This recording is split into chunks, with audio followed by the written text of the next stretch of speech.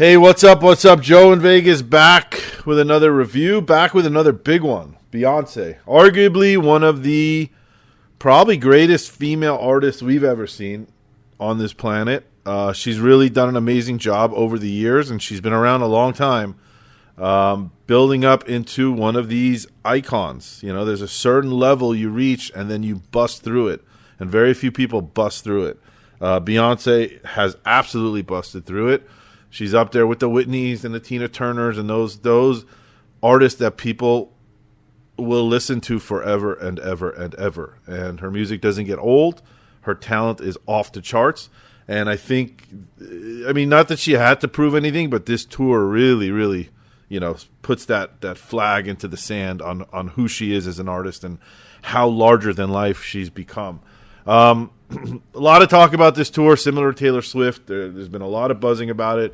When I heard she was coming, again, she's not my style of music. Nothing against her. I have the utmost respect for her and her career and what she's done, but it's just not my style of music. I honestly probably knew a handful of songs. I'd be shocked if I knew more than 4 or 5 songs, and I don't even think she played a few of the songs I knew, like Halo and Single Ladies and songs like that, which is actually pretty surprising. Again, normally I would bitch about that, but there was so much that she left on that stage that I cannot complain. I'm going to start with the set list. I think, again, nobody yell at me because I don't know this genre. So similar to Taylor Swift, I'm going to Google this real quickly so I don't sound like an idiot.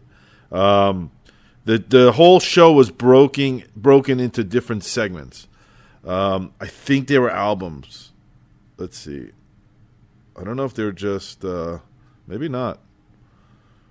Sorry for this delay. No, maybe they're not albums. I don't know. They were broken up into different sections. So it was like she started with opening act. Let's see. She started with Dangerously in Love, Flaws and All, 1+1, I'm Going Down, I Care, and then she did a tribute to Tina Turner, which I thought was really nice, which honestly I knew that song.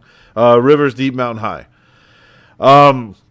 She came out of the gate really classy and elegant. I did not see that. I thought she would come out with the full dancing and the full costumes and just come out and boom and just nail it on everybody. She didn't. She came out in this nice red dress. It looked very elegant. It looked very Vegas, to be honest with you. I know she wears it all the tour. And she just came out and just sang for the first 20 minutes. This whole section, this first section. It was almost like it was like she was saying, before I knock all your fucking heads off with the dancing and the production and all this shit, I am just going to come out here. There was one of her dancers was playing piano. Like I said, a very elegant, just her and a microphone, and sang her ass off. And it was like, okay, we've all established you're an incredible talent. You can sing. There's no lip singing going on here. There's none of that shit. This is going to be just what's the word? Like a parade of her talent. And she's going to show you how her singing will always shine through. That's how it felt it started. It started really elegant was the word I kept thinking. Then the next section was called Renaissance, which I think is the name of her album.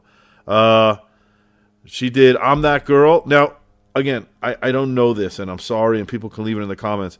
I think what she did, the person I was with was telling me, it looks like she put little snippets of songs together, and she's got a huge catalog. She's been doing this a long time. So certain songs, I'll try to read the little words. They don't really make sense to me, but they might make sense to someone else. She did I'm That Girl. It says extended spoken intro, contains elements of Apeshit, which I think is another one of her songs. She did Cozy. Then she did Alien Superstar. It says contains elements of Sweet Dreams. Restarted due to sound malfunction. Oh, no, that was the night before. I'm going off this thing. So she did Alien Superstar, contains elements of Sweet Dreams. No one posted the set list last night yet. I'm going off the one from the night before. And then Lift Off, which is a Jay-Z and Kanye West cover. Now, then she went to the next section. I want to talk about the sections. So I think it was Christina Aguilera. If you go back in my reviews, these shows that have a lot of costume changes and, more important, production changes and set changes, you need a couple minutes. You need 5-10 minutes in between each thing to set everything up, change the artist, especially like this one, which was crazy over the top. how you transition it is so important. I think it was Christina Aguilera. I remember commenting that it was so terrible. She'd have the crowd for 4 songs, everyone's going crazy, and then it would like just stop. The show would stop for 10 minutes. Everybody would sit down, they'd run to the bathroom, and then it would come back, and you have to get the crowd again, and then you'd stop again. Her production was incredible. They had this massive stage. I mean, this massive stage with this huge screen. It might be the biggest screen I've ever seen in my life. And in the middle of the screen, there was like a cutout where she would come out from, and they'd have a band. I'll post some pictures of it. But during these transitions, the what's the word? The time, the money, the attention to detail that they spent on these little movies, and the music that was in between each set was fantastic, and it kept people going while they were transitioning. It kept the vibe going. She never lost the crowd. She had them in the palm of her hand the whole time. So it was really impressive, that transition. Then the next section is called Motherboard. Again, I don't know if that's the name of an album. I don't think it is, but Cuff It she did, which is ironic because the night before I went to see Duran Duran with Nile Rodgers, who wrote that song or produced that song or was involved with that song. I was kind of hoping he'd come out, but he didn't. But Cuff It I knew. Cuff It is a newer song that's pretty viral. Energy, it says, contains elements of End of Time and Countdown. And then Break My Soul, which contains elements of Break My Soul, the Queen's remix, and Shake Your Body by the Jacksons. Again, another transition. These transitions were pretty incredible. I mean, I think I recorded one. I'll see if I can post it here at this point in the video. Next one was Opulence. Then she started with Formation, that says was shortened. Diva says shortened, contains elements of Just Wanna Rock by Lil Uzi Vert. Run the World Girls, shortened. Again, I think she has so many songs in her catalog, she had to shorten to get to just about everything. I knew this one. This is one of the ones I knew. Great song. My Power, shortened, contains elements of Tanzania, and All Right, includes dance features by Blue Ivy Carter. So this is when her daughter came on stage like little princess. It felt like royalty. Her daughter came out, the crowd, I think that was the loudest I heard the crowd the whole show. She came out, she danced her ass off. Good for her. She really I thought she was like 5 or 6. I'm an idiot. She's all grown up now. She looked like she was 14, 15, 16. In my head, I don't know why. I thought she was like 5. But she came out with 30 dancers behind her, front row, center, and danced her freaking ass off. Beyonce followed her in this like car. It was like a Tesla Cybertruck with a little hole at the top of it. And it was a spectacle. It was a spectacle. The whole thing was a spectacle. Every moment of this show was a spectacle. That's a good word to describe this show. It's a fucking epic spectacle. It's just so much going on. And like what would normally be like a finale for a normal artist was like just another set for her. Just crazy production, crazy dancing, crazy. It was just incredible to see. Next, she did Black Parade, contained elements of Formation and All Right by Kendrick Lamar. Then she did Savage remix, Megan Thee Stallion cover, contains elements of Beyonce. I don't know. I don't remember that. I kind of know that song, but I guess she did it. And then she did Partition shortened. On to the next transition to Anointed. She did Church Girl shortened. Get Me Bodied shortened. Before I Let You Go. It's a Maze featuring Frankie Beverly cover. Shortened, contains elements of Freakum Dress. I'm sorry. I don't know any of this stuff, but I'm telling you I really enjoyed this, but I don't know any of these songs. So I sound like an idiot. Don't beat me up. Rather Die Young shortened. Love on Top contained elements of I Want You Back by the Jacksons. I do remember that because I know that, and that was awesome. Then she did Crazy in Love, which I knew that song. It was one of her first massive solo hits after coming out of Destiny's Child. I think, but I'm pretty sure that's what happened. Then there's Anointed Part 2, Plastic Off the Sofa, Virgo's Groove, elements of Speechless, Rocket, Carter to You, Signs, Dance for You, and Say My Name. Naughty Girl, I don't know. There was one point where four different, I don't know if they were background singers, came out and did a little medley. I think that might have been that. Naughty Girl, shortened, contained elements of Virgo's Groove, Love to Love You Baby by Donna Summer. And then Move contains elements of Move Your Body by Nina Sky and Free Mind by Thames. And then Heated. And then the last section was Mind Control. America Has a Problem, Pure Honey, contained elements of Below, extended voguing outro. Oh, yeah, so this was one, I don't have a lot of criticism about the show, but one of them was, so this was this right before her last finale. They brought out all the dancers. It was cool. I'm not against it. It was really, and one at a time. I guess I was told that, her dancers on their own have I think there's one called Honey something, and it's amazing I know this shit. Honey something, and then there's another one. They became celebrities on their own. So they had like a little dance circle, and one at a time each one was coming out and doing their moves, and it was cool. It was cool, but again, that was a choice to do that and not sing a song like Halo, which I'll never understand why artists do that. Halo, from what I think, is one of her biggest songs ever. And love songs, but I guess she wanted to go more for the party vibe than the ballads. But and then after that, she sang Summer Renaissance, where she came out in this like disco horse, and the horse lifted up over the crowd and brought it to the middle of the stage. In the middle of she had an extended stage that went into the crowd, dropped it there, and then she got hooked up to it, and then the cords picked her up, and she flew over the crowd in like full on discoed out outfit. Back to the stage and glitter confetti. I mean, that's how you end a show like that. She looked like a freaking angel ascending back into the sky. It was pretty wild. I mean, overall, it was really, really impressive. Like I said, there's a lot to say here. These are my thoughts as a non-fan. I really, really enjoyed it. It was something to see. Everybody should see this. The ticket prices were expensive. There's no doubt about it. But I really felt like you got your money's worth. The tickets, I was watching them for a few weeks. The tickets I was looking at was section 132. They were, I think, $379 or something like that, plus fees.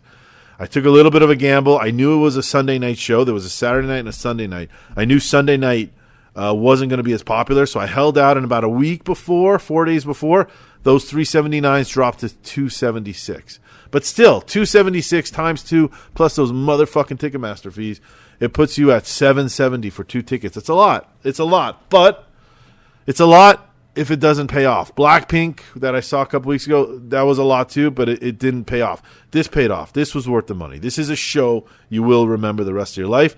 This is a show that is so incredibly over the top. I realized something last night. I think she has that nickname, Queen Bee. I realized watching this show, everybody's trying to catch up to her. She is the bar. She's even higher than the bar.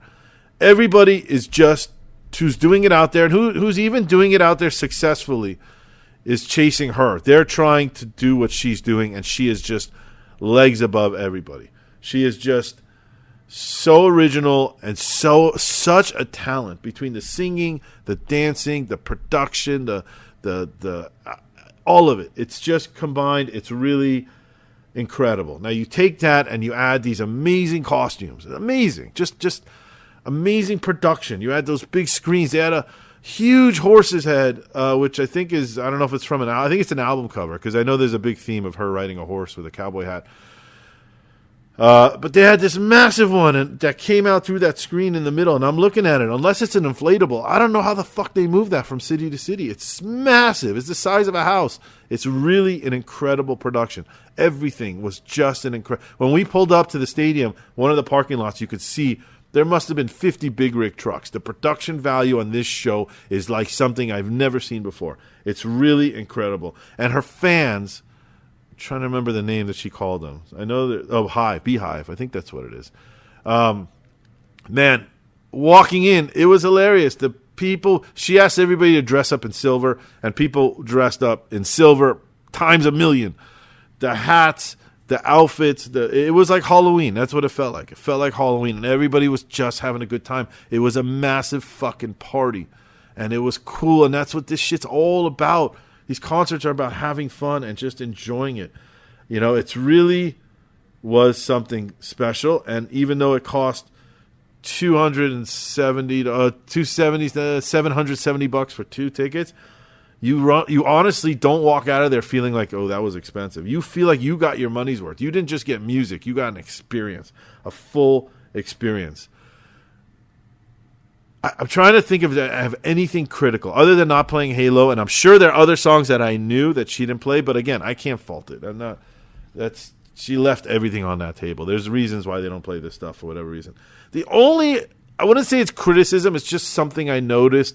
A lot of people compare this tour and Taylor Swift and who's bigger and who's better. Taylor Swift, I thought, was amazing. It's been months since I've seen that show, and I still feel that it's changed me. It's changed. I listen to Taylor all the time. I'm still in shock and in awe of her.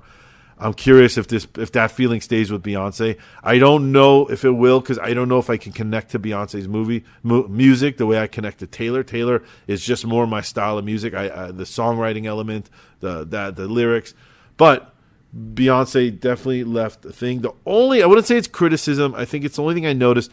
I felt it was incredibly scripted, and you have to be scripted. I think everything from every move to every little "I love you, Vegas" to every little, even pointing and saying "Happy Birthday" and reading the signs that people have. I feel like she does that at the same moment at every show. I feel like every single second and every single minute of that show was completely scripted out, and it's very rare for her to go off script. But I don't think that's a criticism. I just think it's something to point out, because you have to. You can't not do that and keep that fucking production going, because that fucking production is amazing. The show is amazing. I really enjoyed it. I look at her in a whole new light. If you are a fan, and the person I brought was a fan, and I thought she was going to pass out 3 or 4 times. If you love Beyonce, spend the money. This will be one of the greatest nights of your life. If you don't love Beyonce or don't know her music like me, it's something to see. Life is about experiences. Go out, experience this stuff. I don't think there was a single moment I was bored last night. If I didn't care for the music, I was just in awe of the production of it all, and just the way my business brain works, and how do they do that? How do they bring this in? And how do they pay all these people? And how do they move this shit from city to city? Just the enterprise that Beyonce is. She's a business. She's a corporation. She's a movement. It's really incredible. Scale of 1 to 10, I'm going to give it a 9.75, only because I didn't connect with a lot of the music, because I didn't know it. Nothing against the music. I think it would be a 9.8, 9.9 if I knew the songs and was able to connect to each song. But incredibly impressive. The review's getting really long. I got to go to work. I hard going to these shows on weeknights. But really impressive. If you were there, leave some comments, subscribe, let me know what you think. If I got anything wrong, I apologize. I'm not a fan. I'm just kind of, winging it when it comes to the details of this stuff. Thanks for listening. Subscribe, and I will see you at the next show. Lots of good stuff coming. Bye-bye.